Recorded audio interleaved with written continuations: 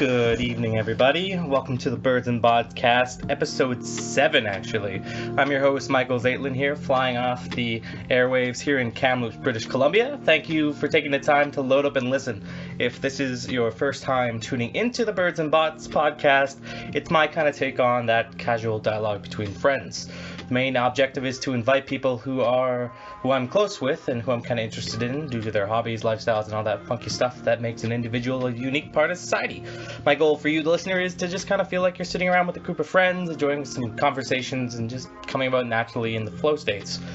I have provided a bit of background information, as today I'll be working with Victoria Booth and Mwansa Kaunda.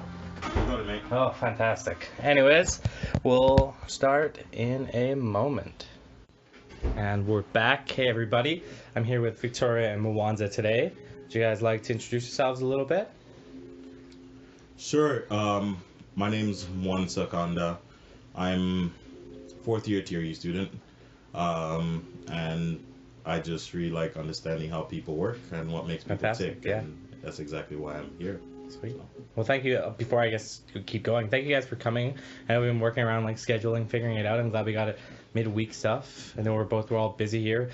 I know before I'll let Victoria tell who she is quickly in a moment too, but I know we're all busy working live people now. So, Victoria.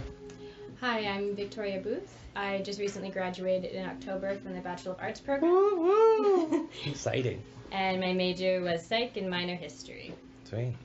Mwansa, what are you taking at TRU? I know, but like... Bachelor of Computing Science with a minor in Business and Management. Very cool. Very cool. Yeah. Well, as I said, I'm trying this a little differently. Instead of like purely background structure, I guess I'm going to go with the wing here and see where it goes. So you're from Williams Lake, right, Yes. Victoria? Yes. That's 3-4 hours north of here? 3 hours north. 3 hours north. So then was TRU always or Kamloops kind of always in your path, or at least within the last 5 years before you started? Yeah, so there's a TRU campus in Williams Lake, and they used to offer the first 2 years of the Arts and Science program in nursing. Cool. So I did my first year there, and then it was just really easy to just transfer down, and that's just what I did. Nice. And Mwansa, you're coming all the way from Zambia. TRU, it's the greatest school in Canada. It's the one that invites international students. What drew you out here? To be honest, TRU was not my first, second, or third choice. Oh, jeez. Love it. And I think that also like made it much better when I stayed. Initially, when I was applying to universities, I applied to universities in England. So University of Manchester, Liverpool. Yeah. And I actually got some scholarships for some of them. Geez. But unfortunately, my grades didn't reflect that when I actually wrote my final exam. And the way it works in the UK is that they remove your conditional acceptance, but they also remove your whole application, and you have to reapply with your original grades, right? Yeah, because like you can apply early in high school and then get in, or you don't apply and you're kind of or then you apply, you don't get the grades, and then you're poached. You have to wait another 4 year. And they only, unlike Canada, they've got like a common application process. Yeah. So you only have certain windows in which you can get that done. But one of my really good family friends, Lazo, was actually here, and he told me to apply, and TRU actually applies to you in like 5 days. Yeah. Something crazy like that. So. Which is decent, I guess, if you want to get that education. Exactly right. So. Nice. Were you planning computer science then as well? Yes. Okay. It's been a bit of a tough, road trying to get into the actual degree, in the sense that computer science is not the most reputable thing in African countries. Oh, really? The most that you can be is a computer technician. So sort of like working at like a geek squad like shop. So convincing your parents that it's actually reputable took me probably about 5-6 years. Is that just due to consequences of failing to have software companies, or? I think the main issue is that because technology is not very rampant. Yeah. And there are certain entities that do have technology, but those people they've got their business degrees, they've got their finance degrees, right? The people running the companies are not people that have studied computing science. Yeah. So. I can understand that. Yeah. You say Williams had a nursing science program. Were you thinking of going to nursing and then you switched from that program, or? No, I just meant that they offered each different faculty. Okay. So they offer the first 2 years in sciences, in arts, and then in nursing. Okay. And now they've cut arts and science so that they only offer nursing and trades. Oh, I wonder why. Did you always want to go into psych? I guess, so you've just graduated and now you're actually working. So how about, what kind of psych you're interested in and how that's applying to where you are right now, I guess? I'm interested in clinical developmental psychology, so I would eventually like to do a master's with a focus on under 5-year-olds. Okay. And right now I work at a daycare as an ECE. For a non-psych, you used 2 words. Didn't heard the words. You said I don't know what they are. I even forgot what you said. Clinical developmental psychology. Yeah. What's that? I guess for this layman. That would be a master's degree that focuses in on not necessarily experimental research. So it's Okay. 2 different types of masters you can do in psychology. One is experimental, one's clinical. Okay. And so with the clinical master's degree, I could act as a counselor. Okay. Is that kind of down the lines? Yeah, eventually. And pediatric or children psychology still down the line? Yeah. Okay, cool. You're working right now, I guess, in a field that's luckily in that field. Do you want to explain the job and why you're working there and all that?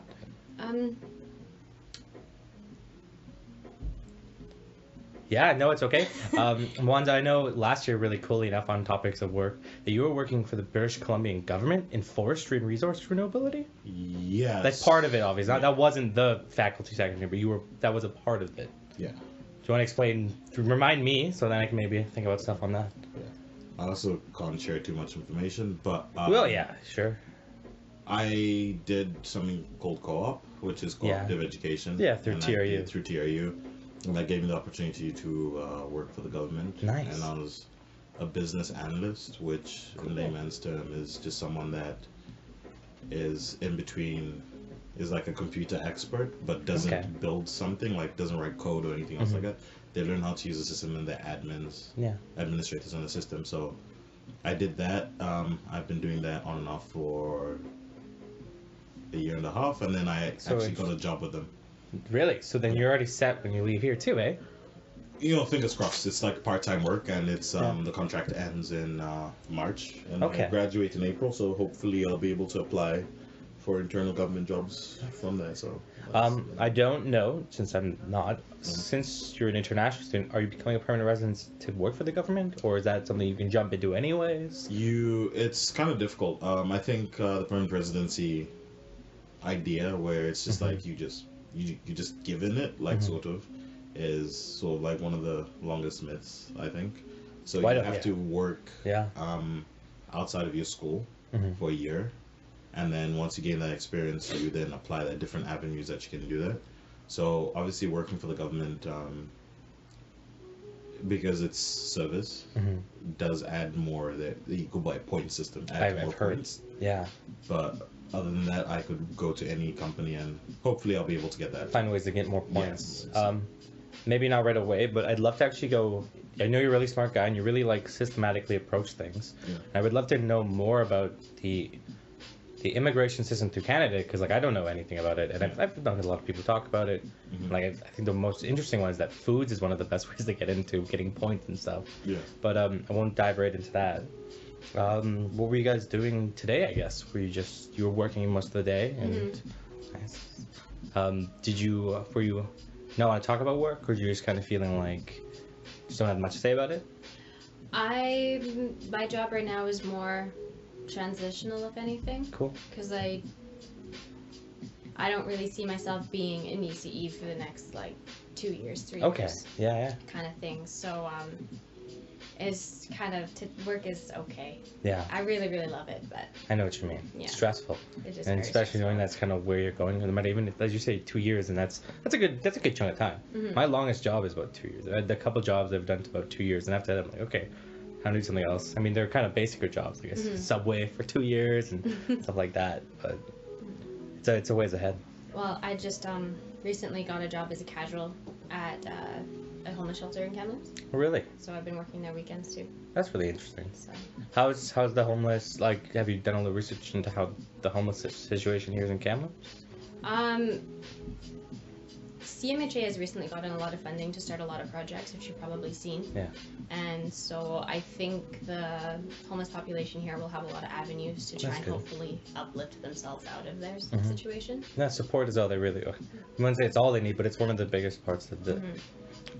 I know. I think I went downtown, and there's a place, a few blocks on. I want to say Third or something. It's like way down that way, and I walked into a place because I was worried about like my anxiety and depression and wanted like mental health place, and I went to it, and it was a homeless mental health place here in Kamloops. So I think that was really interesting. They let me in, they talked to me for a while, just to learn about like what I was feeling, and it was really weird because I just didn't know what it was.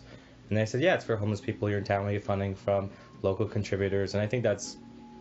I don't know how well Kamloops is, but the fact that that's just here is a factor that there are random situations like that are just random place downtown right on the main area, which is kind of useful to just kind of walk to. I definitely find that very interesting because for me, homelessness is very different from homelessness here. Oh, you mean first world homelessness? Like it's like Yeah. and like this what makes me kind of like really appreciate and wants me to stay here a bit longer is that there are programs in which I can learn from and then hopefully give ideas to certain people because like I really appreciate the stuff that people do, like something like for instance what the field that Victoria's in right now. It's not the easiest job. There are other ways to make money, but it's 100% a giving back field. Yeah. And when you come from developing countries, because I don't believe third world is the best way to say it. We even in political science south north, which is just neutral terms. Yeah. And I think having a career in service is very, very important and I think very challenging. There's a little thing on that. Just want to roll it down.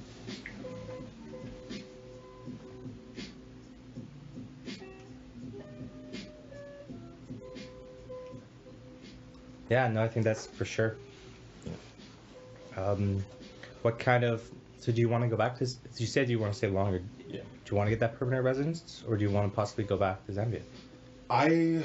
This is a tough one for me because I think one of the things that you get a lot of flack for is trying to stay here. Because as much as you're developing your own life and as much as you're trying to move forward, it becomes challenging because you're told you're not going to go back home. Like You're not going to go back home? You're told like you're going to stay here. You're not going to go back home. You're going to be westernized. Oh, really? You know. That's hilarious. Which I don't have that opinion, so I think it's... Is that from other university students or No, just town members? It's from people that you go like from back home from and back also home. here, right? Yeah. There's a huge stigma that Canada just gives out permanent residencies pretty like small. they're, you know, like Yeah. you're going to like the old stores where you could get your green card and then just like fill out a form and you have it, right? Yeah. It's not like that. So I doubt, yeah. it's one of those things where you can't like it's, you know, you spend thousands of dollars on a process and you don't know whether you're going to get it or not because like it took some people like 7 months to get it after they graduated and it's taken some people like 3, and you've got a 3-year work permit, Yeah. in which within that time, if you don't get your permanent residency, you can apply obviously to extend your work permit, but it doesn't work out very well for some people, and some people it does. So No. staying here is going to be priority for me in terms of I really love Canada and like what it Trying to has to balance your offer. life rather than having to be sent back and then trying to figure a whole new life back home. You're right now planning what your life is from here Yeah. and where you want to be here in 5 years. You're not planning, well, maybe I'll plan what's life going to be like if I get to home. Yeah. And who does that? I'm not planning if I'm trapped in my hometown at the same time if I graduate. I'm planning my life outside of that. So I know where that is. Yeah, I think, but I think the cool thing though is that I've always got somewhere to go back to, Mhm. right? And that's a thing that I understand people here don't have. Mhm. And you know, I can be permanent resident here, but if things go sideways and someone takes over the whole Western world, I can Someone go takes back. over the whole Western Yeah, exactly. Oh, you you know? mean toupee I boy? can just like, yeah, you never know. Yeah. Like I I'm can not go so back worried. home. I'm so worried about Mr. TRU. Oh no. You know? No. Not Trudeau either, right? Oh. Yeah. What about you? Homebound? Williams Lake is... No. Yeah, I get that. No. I thought about it briefly to, go home, save money. I could live with my parents, Yeah. which would be fine. Yeah. But the thought of actually doing it was just Ugh. when the time came, I was like, no. And so now where I see myself, I know that I only came here for school, and now that school's done, I know that it's time to go somewhere else. Oh, But maybe. it's just focusing on like, I can stay here and get experience and then move somewhere else, or I do have my TESOL, I could go teach. You have your TESOL. Yeah. That's really cool. Did you get that beforehand, or have you Yeah, just that last summer. Oh, that's really interesting. Yeah. Do you have like any jump to countries if you'd love to? South Korea always has intrigued me. Japan and Saudi Arabia. Yeah. Eh? Yeah. Hey, it's an Why interesting Saudi country. Arabia though? Sorry. Yeah. No, that's all what it's for. I have family in England, and one of my cousins taught in Saudi Arabia, and she said it was really, really interesting. And also, her mom teaches, and this is a touchy subject too for a lot of people, but teaches like, you can probably dumb it down to women's rights, but it's not technically. But she works for the government of England, and then they go into different countries, and then she teaches women's rights to different. That's awesome. Women. And so she really liked going to Saudi Arabia, and I had met a few friends from there, and they described to me like how they kind of treat Canadians and what it would look like, and I just think it's so completely different from here that I might really enjoy it. You like to learn the culture a lot. I know. You were in the class with me with histography with Belle, right? No. We read a book by Edward Said, and he's ironically this white guy who lived from Jordan for most of his life. So he wrote a book called Orientalism, which is about the Western idea of what the Orient, some don't call it that, but like the Middle East and all that too is. So it's like, it's not that. There's a lot of love and compassion through both in Islam, but also the culture that is the Arabic culture through the is it the MENA world, I think it is, the Middle East, North Africa region. There's so much to it that we just don't know. Even like Saudi Arabia, I'm not saying they're good enough, but I'm sure if you've gone through studies, if you're not really specialized in learning something and you're just listening to the news, you're getting a false impression of things, and like it's not as golden as I could imagine it to be, but that women's rights act for women, like Saudi just drives now for the women, they're allowed to do that, so there is progress being made, and our leaders of countries are still working with them, even though it's the civil war, what they're doing in Yemen and all that, but can they be so bad if we're just not shutting them out as a country like we would do in North Korea? Yeah. So I think that's what made it very tough for me, and it's a touchy subject for me, is because all the time that people say that Saudi Arabia is the worst thing that happened to the world, I'm just like, you'll never understand until you're actually there and you got your feet on the ground. Yeah. It's very easy for you to have conversations about it. A pure example I can give you is I watch a show every single day or weekdays. It's called the Philip DeFranco. yeah. So like it gives me like my news Good for the morning, day. you people. Yeah, exactly. Yeah. And for me that was awesome.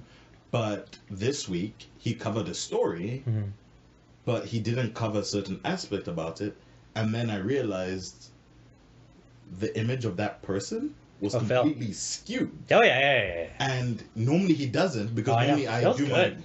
Yeah. But I realized like sometimes, and for the first time ever, I commented on a YouTube video and I said, hey Phil, like I love your stuff, but this time I feel like you fell a bit short because you didn't follow, His pillars out.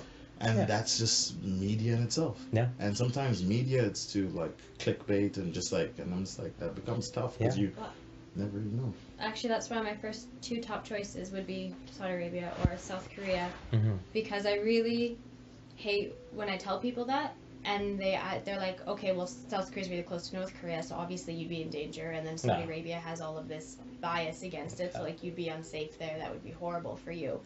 And I was like, where are you getting this information? Because from the information that I have, I don't have the same opinion as you. Yeah.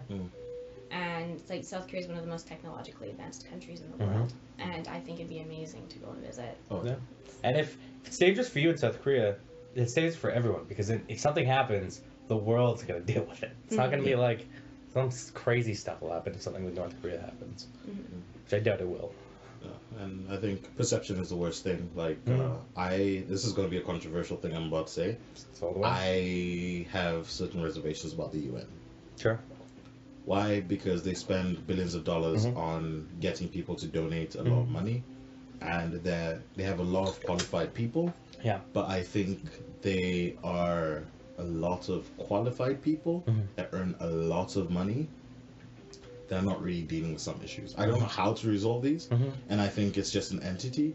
But when you look at the reason why it was created and everything else and what it is now, the effectiveness is just not there, and I don't think you should be sending soldiers to certain places. But then again, like, I also come from a place where I have this opinion because I lived in a country where if your family worked or your mom or your dad worked for the UN, you'd go to the top tier schools.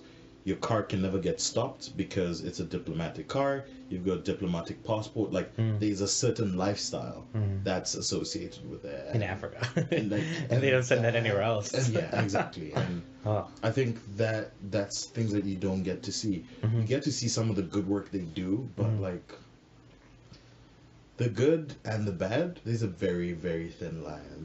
There are people on the streets that literally have nothing, and I also call myself out on it. I've been very negligent, and I'm a very privileged guy, but it just becomes really tough when you've got these large organizations Completely. just doing stuff like that. So. Have you talked ever to Robert Hanlon? He is involved in all of that kind of information. We did. Yeah. You and I were talking to him. Oh. We were talking to him? Yes. He's not from here, is he? From Montreal. Okay, no, I didn't talk to him. We talked to a certain gentleman like a while ago that wasn't from here but worked with the UN. We did? Where? We were in one of the old main buildings. Man, it's alright. Oh yeah. I know who you mean.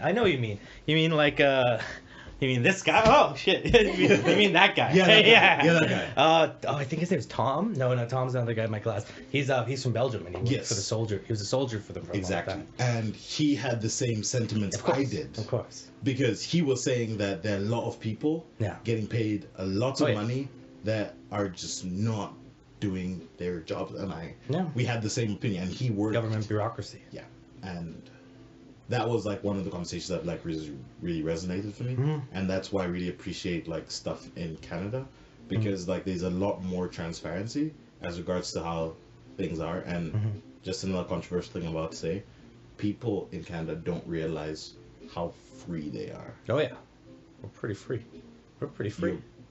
Like, if you get to wake up, be able to love who you want to love, be able to go somewhere, and for the most part, there's help. That's a freedom that people just don't understand. Economic freedom in a lot of ways, and social freedom to a lot of extent. Sure, there's probably the biggest issues now would be the LGBTQ plus movement, which is a whole learning to figure out their freedoms and learning on to define that. But besides that, I mean, it's a slow progress, but it's a progress that's happening. I had a fight with a girl recently about No, a physical fight, right? No. Okay. Just clearing up. But she wanted to be equal, okay? No, of course not. But we were talking about, she's a sociologist, and she's really upset with Canada and its First Nations policies and all that, which I'm not going to say it's not great or anything, but I've had a lot of movements stating that the world could be and should be better, but if you believe in the world, if your philosophy of life is everything should be better, without saying like how lucky it is, I mean, we could still be racist. We could still be buying slaves. We could still be just genociding Indians. We could, oh my gosh, and the rudeness of it. But like, we have moved away from that, and it's nowhere near done. Nowhere near done. But we didn't have to. And we should be, people back then were saying we shouldn't be doing kind of what we're doing now. And we're moving towards that. And we are moving in a better direction. And it's a harder thing to see when there's still these terrible injustices happening, but it's getting better than some countries, like as you're saying, there are places that it should be way better, because every country could be better, but we're not being way better. So do you know what I'm trying to say?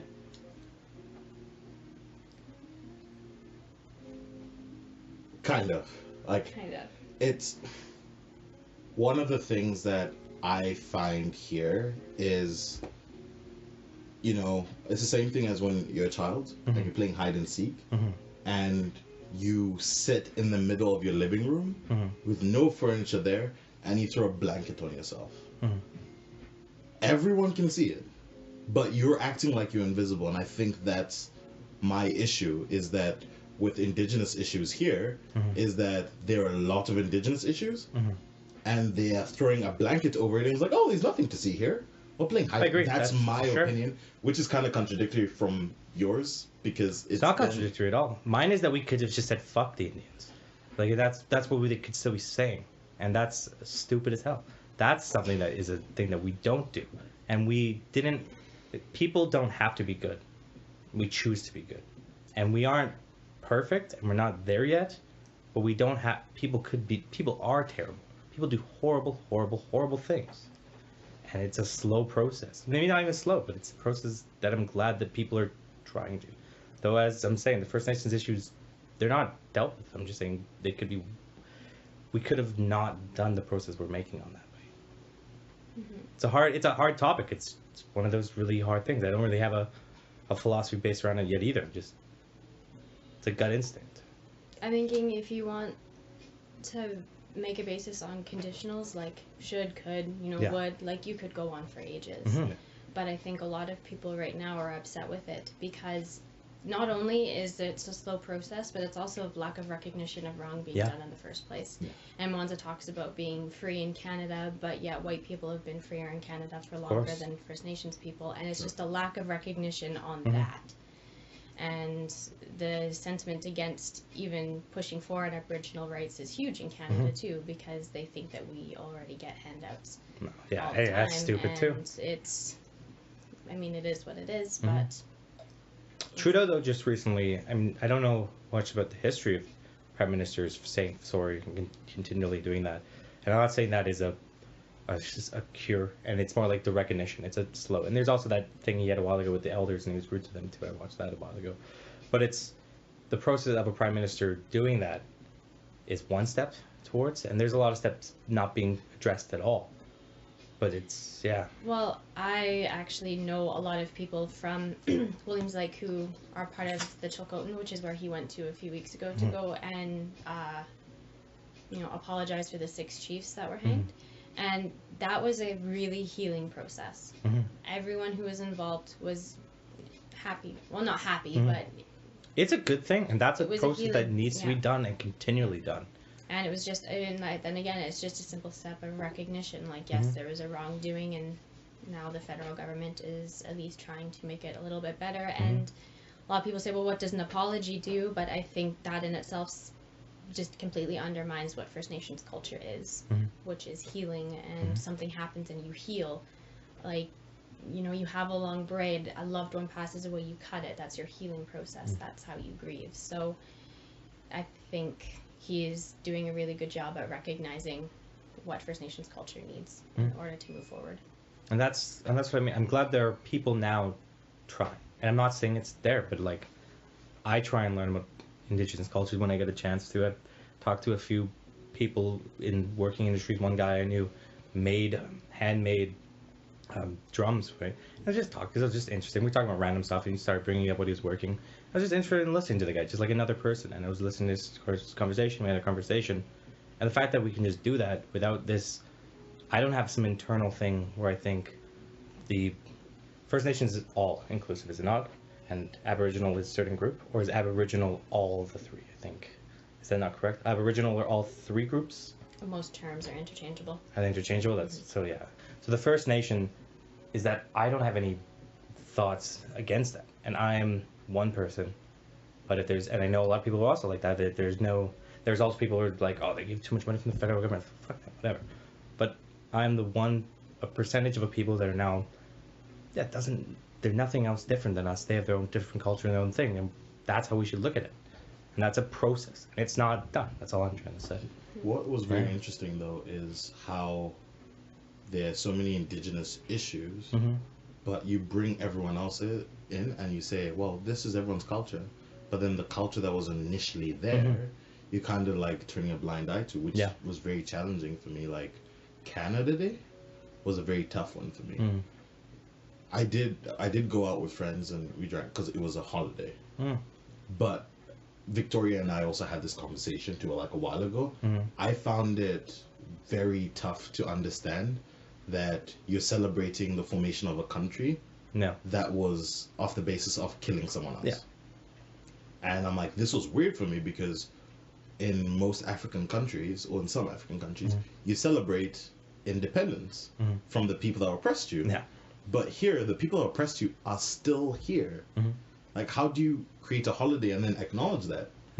And then when you have your Indigenous days, they're not celebrated the same way Canada Day is celebrated. Federally, right? And they're just like different dates. And like, I'm just like, why is this the case here? And it just comes back to what she was saying, is that acknowledgement of you making a mistake, the smaller gestures. Yeah. It's the heel. Not. It's like saying Columbus, which is ridiculous, right? The whole. It's which they've moved a lot away from too. So it's a. Except if you're Donald Trump.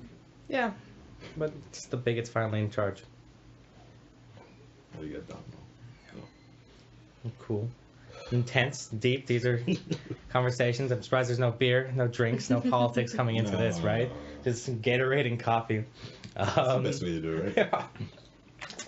Actually, weird. I had to get into this because I've been trying doing a lot of my workout. I doubled my workout this month, and then I got like sick because of it. Because like I know what was going on. I thought I was like, why am I was like dying, woozy, and falling over and stuff. Or, like maybe my roommate was telling me like, maybe you need some of those electrolytes. I'm like, no, electrolytes aren't gonna help you. Like, no, bro, I'll go buy you 6-pack of Gatorade. Just drink some Gatorades, and I've been feeling way better. So it's so weird how much electrolytes and which is just salt and water in another way. Yeah. It's so weird that I feel better. I was like vertigo, like falling over and stuff. It was a weird experience. Oh, yeah. Also depends on the kind of like your salt intake and like whatever it is too, right? Yeah. You guys had any like vertigo or anything like that? Migraines? Anything shitty like that? No, I haven't actually. For me, it normally happens like, well, I don't eat for a certain amount of time, or sometimes you just feel off, man. Yeah. But yeah, it's always tough, right? Yeah, to have a chronic illness is such a pain. I know my mom had Crohn's colitis, I think it was, for about 4 years. And like pain in the morning, pain in the afternoon, and pain at night whenever she ate. Because it's something to do with her internals, and it's to be grateful for these things that we have, that we're healthy, we're young, we got our issues. I've got my like anxiety and depression that comes at times, but that gratefulness is really useful too. I've been trying. It's almost like a cognitive behavior therapy, in that being grateful is every time you feel like, oh, this is feeling like crap, to be grateful of just things that are going on in your life and catching yourself on these stupid things or thoughts that you're going through your head and all that jazz. I think mental health is something that's looked over by absolutely everyone, and recently I've had a lot of introspection, and you realize that your mind is not where your body is, and your body's not where your mind is, and that's the scariest thing, because that correction and just identifying what your anxieties are, which is like, some places when you're anxious about certain things, it's seen as a spiritual thing, but it's a manifestation of trauma, right? So it doesn't need to be. It can be. It's not always trauma. Yeah, but like I know what you mean. It's a manifestation. Sometimes it can be trauma. Sometimes a manifestation of just different things. And me learning that for myself was very challenging, because there are a lot of times that people get your parents ask questions like, oh, they don't get it. How are you doing? They don't get it, right? And especially coming from a day and time, I think now the baby movers and that age group is like now moving forward, and now the younger parents now understand that just if you have a 6-figure salary and you have a really nice car, you have a really nice job, you might not have it. Be happy. Yeah. Money doesn't bring happiness. That's just alleviate some things, up to $75,000 or something like that. My grandma moved here when she was 19, and she had stayed here, married a Canadian, and she went through a major bout of depression when she was in her 40s, and she was diagnosed antidepressants, and she ended up getting over it, thankfully. But I remember telling her that I was diagnosed with major depressive disorder in my 2nd year, and the only thing she said was, well, you're too self-centered, you just need to get over it, the world does not revolve around your sadness. And I remember getting off the phone and thinking, it is exactly myself that I'm not focused on. It is the rest of the world. Like, everything that was going on freaked me out. I was worried about, climate change. That was a huge thing. And I was worried about, yes, what I was going to do and, like, how I was going to focus on my grades, but also, the state of the world. Of course. Because, being in university, you're just open to all of that. And being open to, what I studied was mental health. And all of, the homeless population and all of that gave me anxiety and all of that. Just like, how do I actually help? Like, I'm only one person. So I remember it was interesting to hear her point of view. For her, she felt that she was focusing too much on herself, and it was, herself that was the problem. And so for me, I should do what she did, but it also was a completely separate thing. It wasn't the same. And I think that's just a generational gap. I think for me, what's really tough is now I'm at a stage in my life where I'm much older than I used to. But like my brain has now reached to like when I was younger, and the things I didn't understand are now coming out. And I'm just like, so that's what was happening to me. Now you understand. And how old are you again, Mwansa? I'm turning 25 next year, so I'm 24. Yeah. I just turned 25, and I know you maybe know this better than me. Our frontal cortex has just finished has just finished developing at 25. Males 24, 25. Yeah, 24, 25. 24. Yeah. And does that affect you? Because in the last year, as this has been going on, I've been thinking a lot more of my youth and just my actions with other people and more of all these things that have happened as well. It's very interesting that I'm thinking about them, but I didn't choose to think about them. Something is going on in my developmental happening that is deciding to think back. When you think about it, emotional regulation is a part of your region that is controlled by the hippocampus. And when your frontal cortex isn't developed properly, your emotions take a way bigger part in how you react to things and how you deal with things. So, for instance, one of my favorite things, what I was told by a prof when I was telling him, like, I feel like anxious and depressed and sad, and he was like, you're too intelligent for an underdeveloped brain. And so it's like, you're in university and you're learning about all of this stuff that's heavy, it's hard, especially, political science, history, like even computing science, where you're doing a lot of different things. Stressful and you're learning new, programs and whatnot. You have a lot of information coming at you. Plus, you also have to deal with moving away from home to a new country, dealing with living with new roommates, and you have all of these like sensory overload pretty much, and you don't have a developed prefrontal cortex.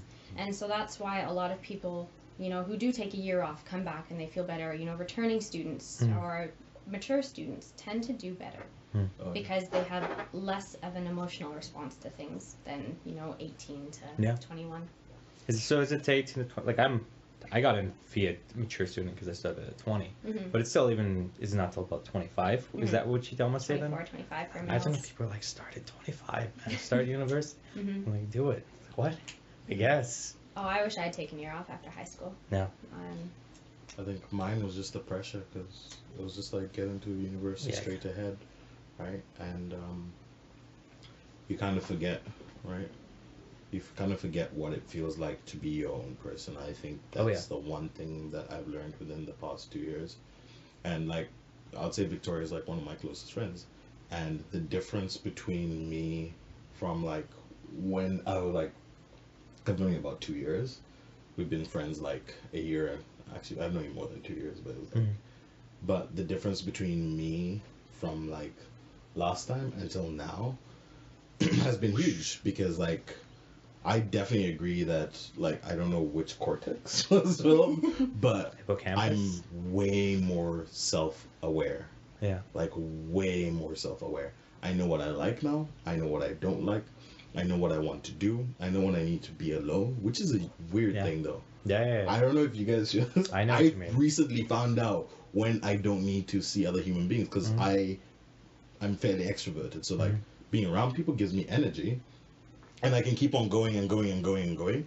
But the older I get now, there are times where I'm just like, I need to pull back. And then I took myself out for a date the other day. Nice. Like, I went and had like breakfast alone, which for me was weird, because it's always energy from someone else, which then sprung into a whole another issue with myself.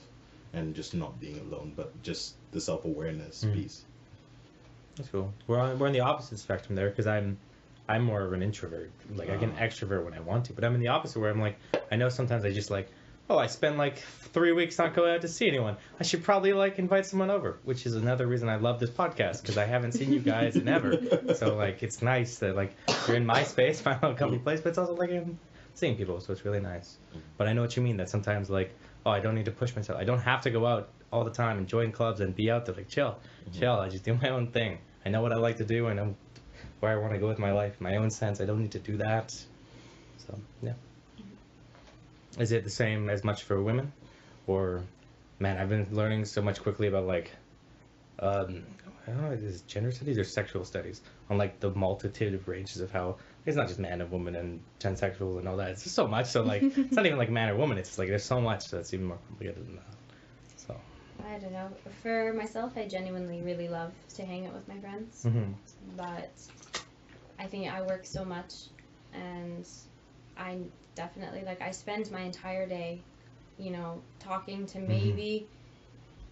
down 15 to 20 kids from their emotional breakdowns every day, which I love, but it definitely tries my patience to a level that, you know, I never thought was possible. So by the end of my day, a lot of the time I need to go home and I need to unwind and do some self-care, because if I don't, then my cup isn't full for the next day, and you need a full cup to give to children.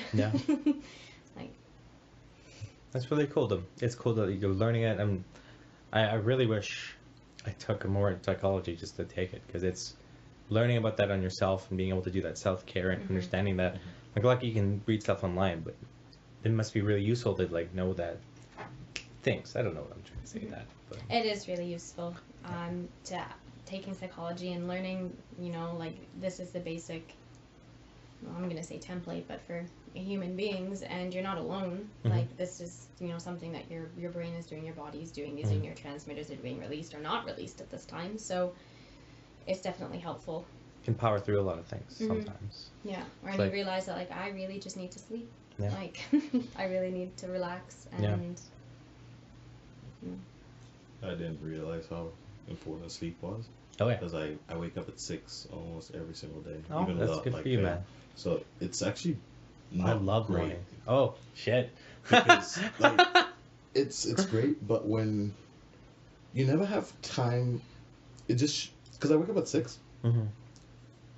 I'm just always thinking. Like I sleep, wake up at 6. But like I'm just thinking about something. I'm like always in the rush. I'm like, what do you have to do? What do you have to do? What do you? Which is not healthy. I think it's I hate the phrase you need to think less. I'm like, oh, I think you just need to like, think better. So I think a problem you'd have, because I have that problem too. Overproductive. Need to be productive. Need to be doing something. Oh, relaxing, playing games, or doing something that you like to enjoy. Why aren't you doing something that's productive? Like, it's like, oh, it's again, it's. I never stop thinking. There's never a moment where I'm like, well, I meditate. There's those moments where I'm able to breathe in and breathe out. Besides, when I'm thinking about breathing in and everything out, I'm constantly thinking about anything, from the number of light fixtures in my room to why is there 4 corners in this wall, or like I wonder the color design on that, or like stupid shit like that, and like just non-comp, or like why did I do that? Why did I say that? Why did I do this? Like all these stupid things. But the thinking of overproductivity or negative thoughts can be cognitive behavior therapy attacked. To wake up in the morning, man, I fucking love coffee. I'm glad it's 6 to 7 a.m. Now I don't think you'll ever be like that, right? But like to be able to do those moments can help me when I'm feeling in the morning when I wake up really early, and like, oh fuck this morning, fuck this life. So you know how our brain it can carry an electrical current. Maybe People who are in university, their brains run a little bit faster than people who haven't gone to university. So like, you know, never being able to really stop thinking has something to do with, you know, IQ. And it's measurable on a lot of different aspects actually, and it's really cool. That is really interesting. Like there's this thing called critical flicker fusion, and so you can test it pretty simply. This is how it was done for me in a class, but we went to the auto shop or whatever. They had a car, and then you put like a reflector on one of the rims, and then you turn, you know, you spin the wheel, and there comes a point where you can't tell that the reflector is a circle. It becomes a line because the car's going, or the wheels are turning too fast, right? Mm-hmm. People who have gone to university with a higher IQ tend to see that line later than people who haven't gone to university, which means you catch that much more. You can hold it longer, you mean? Like as it's spinning, you can watch it longer? No, before there's that, so critical flicker fusion is when it turns from that object to a line. Okay. So people who are not in university will see it more or sooner than people who have gone to university. Okay. And that just means that your brain is just working a little bit harder and a little bit faster. Yeah. Overthinking, as they say. Yeah. So, yeah. I should have done some. What uses that is what, right? But it's interesting. That's so cool that they can figure those things out, testing and. Yeah, psychology is such an interesting field. What drove you guys into your fields as kids? Like, psychology, was it like did you know? I guess how was there a moment? Actually, from when I was very, very young, I wanted to be a lawyer, and so I think that was even before I even knew what it was. But when I was in high school, I thought, okay, well, lawyer, I want to learn about people, and how to actually, it was kind of a little bit shitty. It was like how to manipulate people. Sure. Okay. And so I thought, okay, psychology. Yeah. And then I took it and realized it's not necessarily at all about manipulating people. Well, psychology's not, yeah. Different interpretations of it, like the one you do in business, for instance, that is how you manipulate people. And I don't like that It's just whatsoever. marketing. It's just marketing. It's horrible. And it's not that aspect of psych that I fell in love with. It's the actual fundamental, like how people work and how you can use that to better society. So I've kind of moved away from being a lawyer for obvious reasons and moved. Well, I don't know. What do you mean obvious reasons? I don't know. Like I just don't want to do it. Corporations. Well, yeah, I would never go into corporate law or international law or anything like that because that, for me, isn't helping people at a base level. Yeah, from bottom up. Yeah, that's kind of why I stuck with it. Nice. I actually did think about being a doctor, and I did my first year in sciences, and couldn't get through calculus. No, gross. Dropped out They of have calculus in being a doctor? Yeah, well, you have to bachelor of science, right? Okay. So after that, I was like, okay, well, maybe we're gonna revisit psych, and it was an elective too, and I just fell in. Just fell in it. So that's awesome. Mwansa? Someone turn on the light switch once, and they're like, "How does this work?" And I was like, "Oh." Electricity, man. I wanted to fix the world's problems with technology. I still haven't moved away from that. But is that the statement? Like, I want to change the world's technology problems? Yeah. Okay, cool. I always like to know why things are the way they are. So I wanted to know why, when you turn on a computer, things work in that particular way. And I always wanted to know why that connected to that, and for instance, my mom bought this computer from the primary school I went to, and she was second in command. She was the deputy principal here, that's what it's called. But and she bought this computer, vice principal, whatever it's called. She then one day it stopped working, and I was always intrigued by computers, and she couldn't figure out why it wasn't working. So I took the thing apart. Nice. Which my mom was strongly against, but I did it when she was, and then I figured out one of the pins were not straight, and I plugged it in. And my parents were so against me doing this, because business guaranteed to get you a job. You can work in a bank, you can work in this. Art will never get you anywhere. Computer, knowing computers, it's just good for fixing them, and they're not. If you think about it, I was born in the 90s, so right up until probably about, 2018 now? Yeah. 10, 11 years ago? 2007, 2008? People were not making money being computer scientists. Think about it. Do you mean in Africa, or do you mean in general? There were a few people. You had to be super, super smart, and then you'd make it, but not in African countries. Not in Europe, maybe. In the States, maybe. Canada, because a lot of people were still making money, and it was just the States, and it's only the most intellectual people or anything else. If you think about it, it's apps. It's apps and stuff like that, right? And not everyone has got access to that technology. So therefore, the people that use the technology are going to be people in sometimes developing nations and stuff like that. They won't see the direct correlation between you doing a degree in that. So an engineering degree, sure, I can do computer engineering, but I'm still going to be an engineer. I will then work in a huge factory, fix the computers. That's an engineering degree. Hardware. But hardware, like, so it's something practical, something tangible. But computing science, understanding how to build software. Who am I going to build software for if people don't have software companies? If I don't have the piece of technology? So my parents in the beginning were very reluctant to do it. And then as technology developed, and I was telling them, like, I really want to do this. I was actually accepted to do computer engineering at University of Kent. But I didn't take that option because I didn't want to be an engineer. Yeah. I wanted to build software, and then I got the opportunity to actually do what I wanted.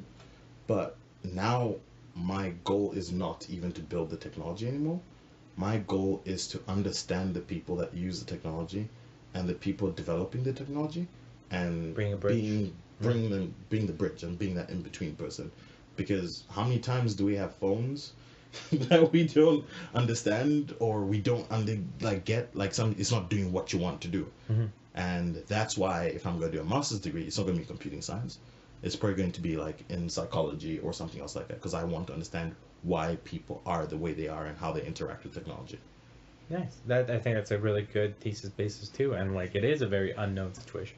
I constantly, like, I'm a techie. I built my own PC, but at the same time, I'm like, man, I don't know half these things work, and I'm interested in computer technology and phone technology, but I'm not using this thing to the best. I mean, using this right now as a audio recorder to start a podcast is a benefit that I wasn't using, but there's so much like this, like there's so much I haven't used these things for that you can use these things for. So I've moved away from, like, there's so much technology you can use. I don't use paper anymore. I just use my tablet, flip it open, and just read from there. So I'm actually, so this is, I don't know if this is going to be a bit left field or not. Sure. I'm trying to adopt a life. Have you guys heard of minimalism? Oh, hell yeah. Yeah. I mean, I was a minimalist, but I keep buying things to make my room feel nice. Oh, yeah. Ugh. And I think for me, technology allows me to do that Nice. to a certain degree. So I'm trying to get rid of, if anyone's listening that has bought me a book, I'm still going to keep it, read it, and everything else. I'm going to keep those books. But I'm trying to get rid of all the books I have, and I'm going to keep a few. The ones that are presents and stuff like that, I'm going to keep. But I'm trying to also get rid of stuff I don't need. But I think technology allows me to do a lot of that stuff. I'm trying to get rid of light bulbs by getting a Philips Hue light bulb, which is lasts you 20, 30 years. Is it that long, Matt? Like, that's what they say. Like, it's going to last you for the next 10. It's going to last you for the lifetime. I knew 10 years. 30 Because if you look at it, it's not My lord. powered. It's like, That's so interesting. just like different pieces of technology, right? Yeah. So I'm trying to, do things like replace light switches in my house, find renewable sources to do certain things. And shout out to my housemates that before moving in with them, I didn't recycle that much. Actually, I didn't recycle at all, to be honest. I recycled very few things. Like, It switches like a light. and that's like insane. And even composting, which I thought was like, this is kind of weird. Surprisingly enough, Once you get into it, it's like just no. They get all the food and then they take it to the university that has a composting site, and it's something as simple as that, right?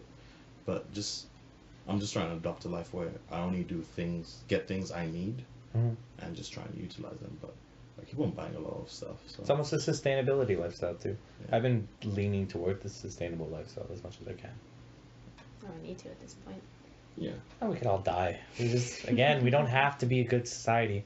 Let's just live it out, right? Again, we should. We should do it, but we'll see.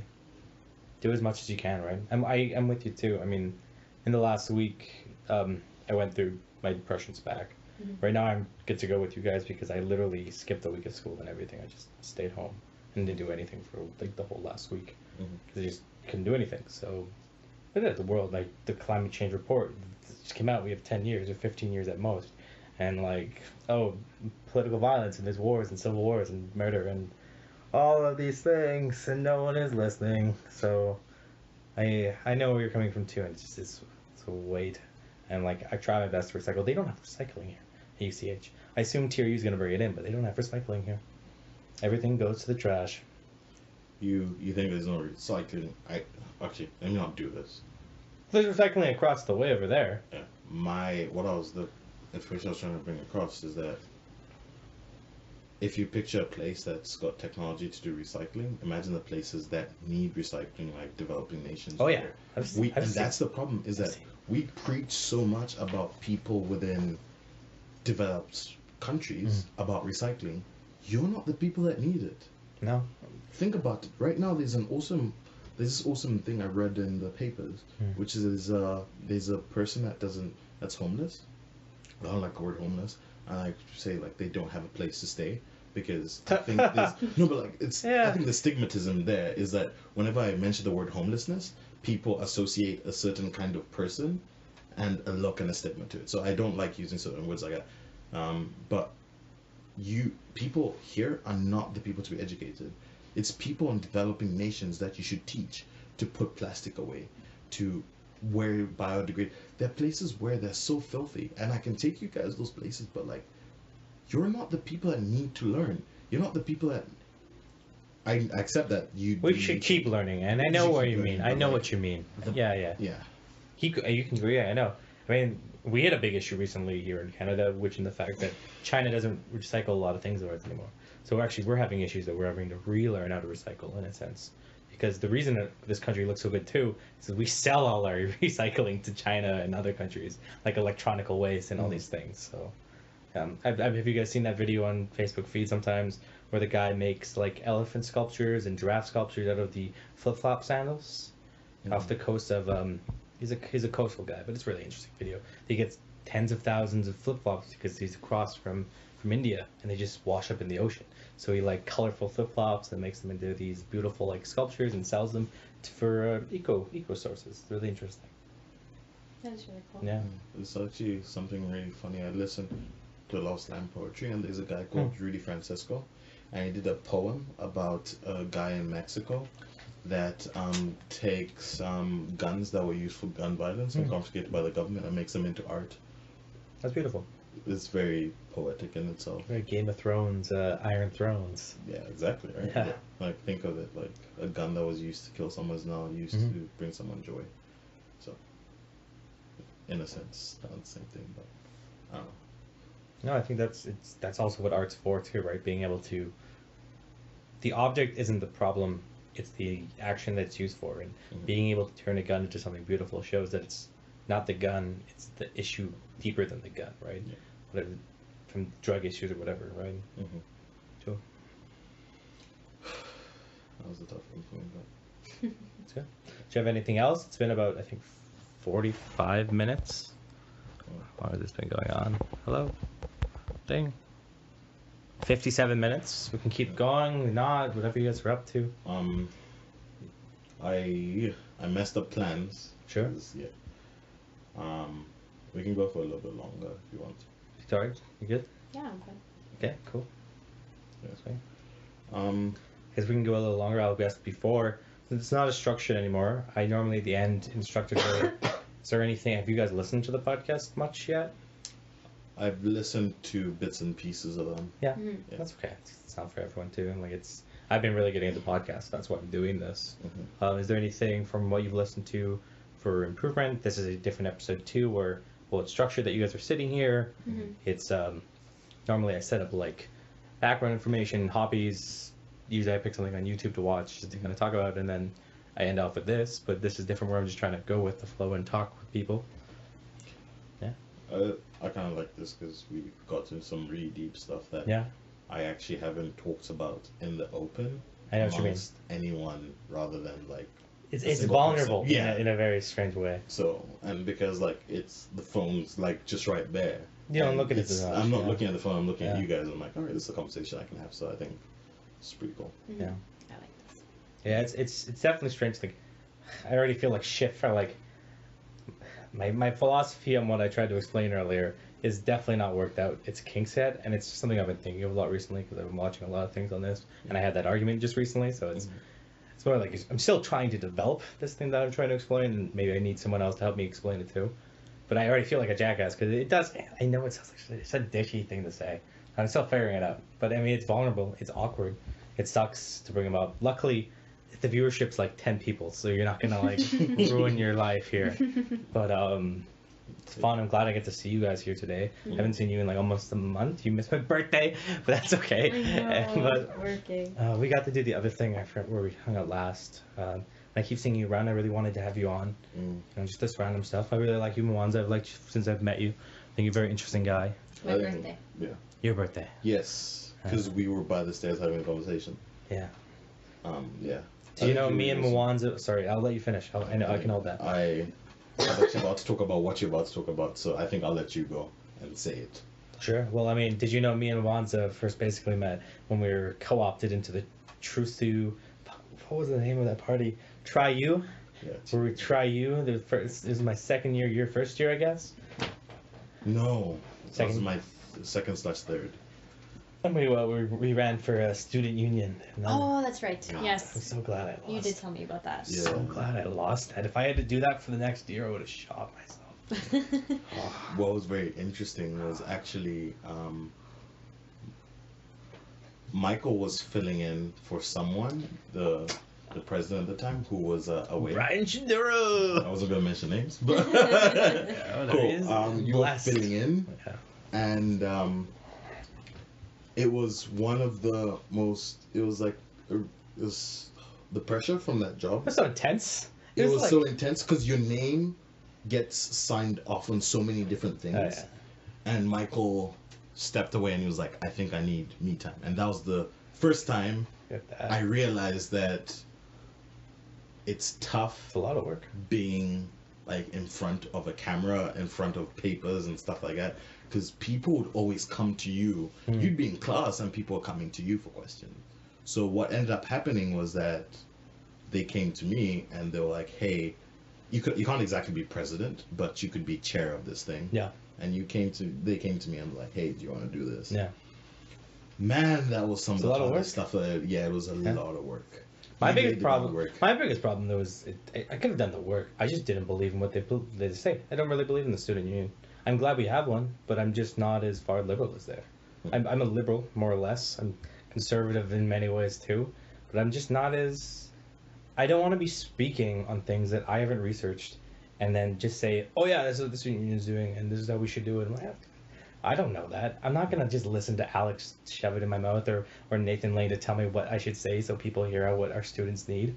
Like I don't know, and I don't know if I even believe what they're saying. So like, this wasn't for me, and I didn't want to be the voice of something that wasn't who I am, and I just want to lie to people when I tell them these things.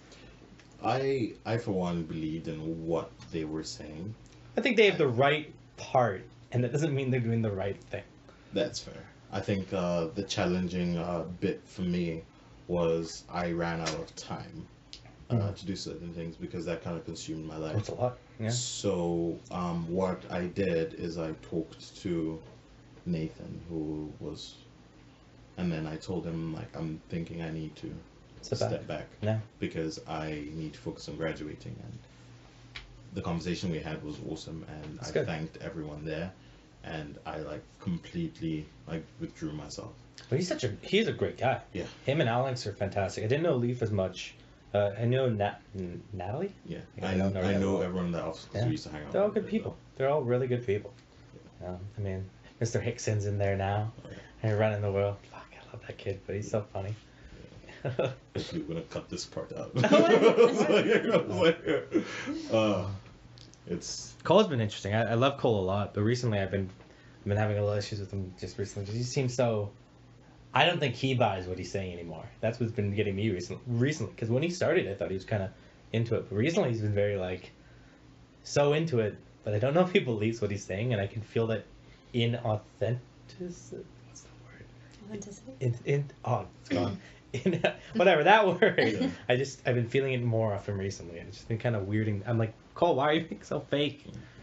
I think honestly people they've got varying opinions, and I don't know. I love his Cole. stances, but He's just an interesting character. I think everyone is. Yeah. I think like one thing I've learned is that you never really know what is what until you straight up like ask the person. Like, it's been many times I've been caught my pants down when someone came to me like, oh, so what do you think about this? And I'm like, oh, give them a fact, and I'm like, excuse me?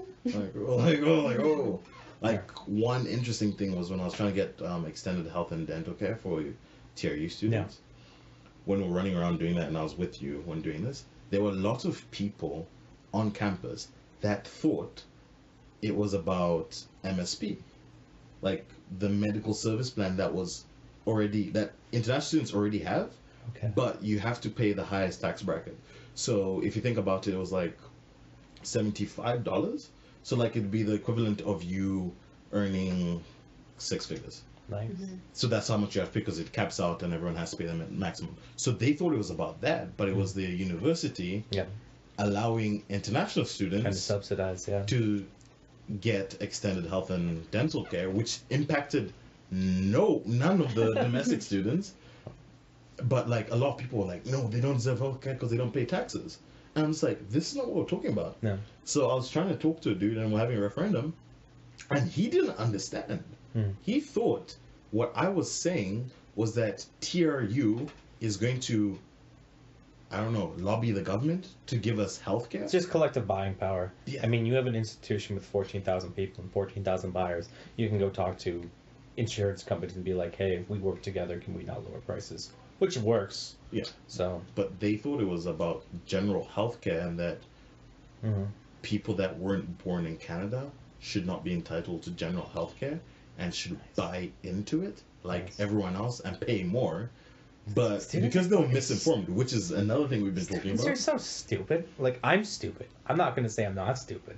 But, like, yeah, Well, people don't know shit. Shut the fuck up. In all honesty, when that was going around, someone asked me, like, we should get international students on this health plan. I was like, isn't that what it's there for? Yeah. And I can't remember who I was talking to. I might have been Cole, actually. But I was like, isn't that what it's there for? And he was like, no, this is only for domestic students. And I was like, I actually thought that this $250 number was for international students because Canada's healthcare system would be expensive to buy into. And so I was like, I thought that this was an option for them in order to get, like the basic health needs while they're away from school. And he's like, well, yeah, that's what we're trying to get them now. Yeah. And I was like, well, sure, like, why not? Like, they are buying into it. They already pay really high I tuition assumed you fees. would, yeah. Don't you pay international insurance for your healthcare already? As well? So, MSP, Yeah. we were the highest tier, so like the way everyone would pay, we would pay the $75 a month, but we didn't have extended healthcare until, so like prescription drugs, and there were so many people that had different illnesses. Imagine you being diabetic, moving to Canada, and you having to pay for your insulin and everything else out of pocket. Well, isn't an emergency room visit like $900? If you don't have, That's Yeah. brutal. if you didn't have the coverage. So like the first 6 months, I think 6 months you're in Canada, the university provides insurance. And after that, after that you have to get the medical. Yeah, but like that, so every time. So I actually had an accident where I slipped on black ice and I actually developed a concussion, which now is the reason why I wear glasses. And Wait, you didn't need glasses when you came here? No, I had perfect vision. Oh my god. That's That's a laugh of sadness. Oh my god. Like, trust me, I had perfect Oh my god. vision. And then what happened? I needed some glasses just for like reading, like not much, right? Yeah. Then I slipped on black ice, hit my head, was in and out of consciousness for like probably like 2 or 3 hours. And then over the course of time, I actually went, and then I was like, I broke my glasses. I went into the place. I'm like, hey, just getting this done. So she tested my eyes. She tested my eyes again. And she tested my eyes again. She was like, I'm going to get you to go to an optometrist. I'm like, oh, I guess. what the hell's wrong with her? She actually thought I had glaucoma because my prescription went up from like 0.2. Yeah. And then I'm now like 2 point something on one eye, and then 1 point something on the other eye. And they actually test me for glaucoma a lot, but it was because of the concussion that they determined. That was like, so. But just stuff like that. So I had to pay for glasses, which was like $400. Well, that's for us out of my too. pocket, We paid right? $400 too. No, but like without any subsidy. So like I still have to pay for the for test. I used to have to pay for optometry. It's not part of healthcare. Might be for you, but it's not for me. They actually cover it. Not me. With the are you in the university one? Well, yeah, I dropped out of the university. The university helped you pay for those? No, Me? like the $250 you pay. I don't pay. Oh, That's also a gimme too, because you're in your young 20s. You shouldn't really be paying for anything for health insurance in general. You're a pretty healthy person, unless you're like really bad with your teeth. Or like if you come in with a problem beforehand, sure, but yeah. this is like the healthiest time of your life. If you want to get insurance, you should be getting insurance for later down the line. It's a kind of a cop out. I don't know. Unless you need it, yeah. But like, Yeah.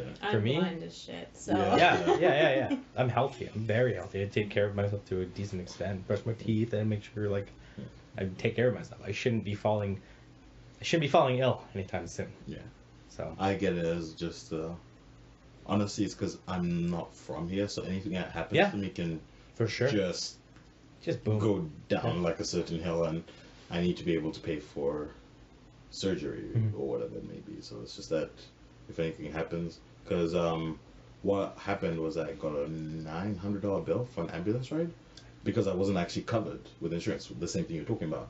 So they gave it to me. I then started panicking, but lucky enough I had the insurance that the university gave. They give you the ambulance ones as well. No, the insurance company paid for it. Okay, because I get charged for an ambulance. Yeah. Even before this, and that's not a school. The school didn't help you out with that. The school You had another helps you. insurance. They force an Yeah. insurance on you Yeah. when you first come here, just in case to cover all their bases. Hey.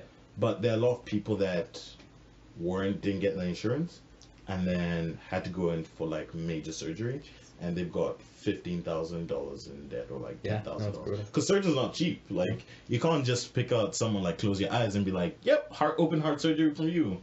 Like you know what I mean? So there've been certain students that have, where the university even had to step in and just be like, "Yo." See, I could never be like you, like I'll like freelance you with not having health insurance, because if I look for a full-time job, like the benefits package is something that would be a determining factor between, you know, maybe Well, in if a I had, job, but not for like school. No, but Yeah. for school, like I had to Yeah. make sure that I'm covered under my parents. No. I'm not covered anymore because I graduated, but I was under Yeah. their medical because, you know, in school till you're 25, you're covered. Yeah. But but if you were covered through the school or covered under your parents while you were in school, actually you're 25 now, so that's depending on their policy. But the things like admins, all of that would be covered, and I just wouldn't ever want to chance that. Certain things. I mean, like Canadian healthcare is pretty nice already, though. Too. Like I can get open heart surgery if I need it right now. Mm-hmm. I don't really need dental insurance because I'm taking care of myself in that way. Mm-hmm. Or glasses. If I need glasses anytime soon, that sucks. But I'm 15-20 vision on both eyes, so hopefully no concussions. That's so brutal. You're lucky you look good with glasses, man. Thanks, man. It fills you out really well. Thanks. It was not so great in the beginning. Yeah. And then discovering that the whole time that you actually, that's the weirdest thing. Yeah. Discovering the whole time that the reasons why you couldn't see were not because it was too far or something. It was just because you couldn't, like, you didn't have perfect vision. That was the most trippy thing. Because if you put on my glasses, everything is warped. Do you mind if I see, I guess? Oh yeah, kind of like rim out here. Yeah. Yeah.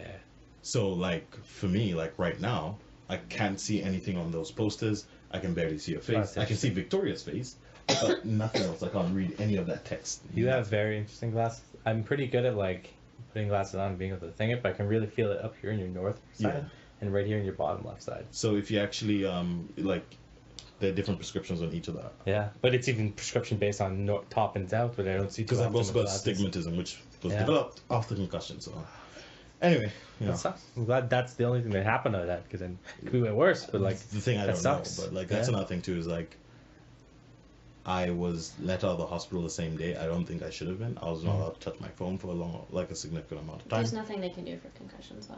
Yeah, but I didn't know that. Yeah. So like I was freaking out because like after some time. You don't like the Canadian health system, which is like kick you out on the street even.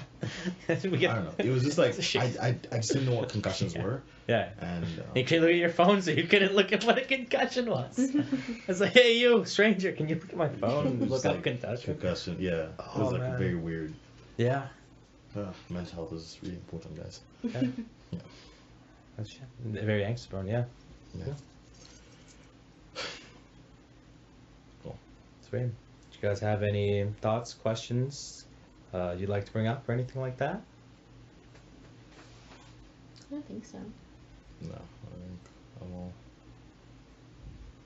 Cool. Well, I'll wrap this up. You guys can sit after for a minute or two anyways, but I'm just going to wrap it up. It's been a good hour and a bit. I'll need to, an hour and 15 minutes. Everyone have a lovely night and see you next time.